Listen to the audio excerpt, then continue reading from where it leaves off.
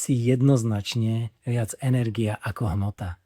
Človek sa skladá z buniek, bunky z molekúl, molekuly z atómov a atóm je len 0,01% hmota a viac ako 99,99% prázdny priestor.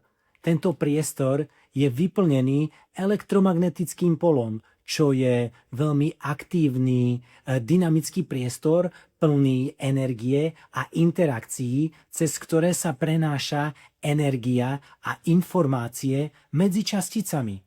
Čo znamená, že si jednoznačne viac energia ako hmota. A energia je ovplyvniteľná oveľa viac ako hmota.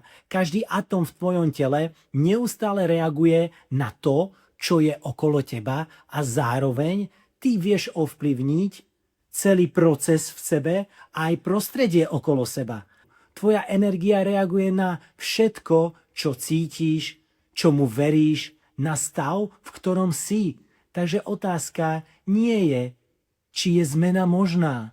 Otázka je, prečo sa stále vraciame do toho istého stavu, keď vieme vytvoriť nový stav. Nastav si stav, z ktorého môžeš mať život, aký potrebuješ.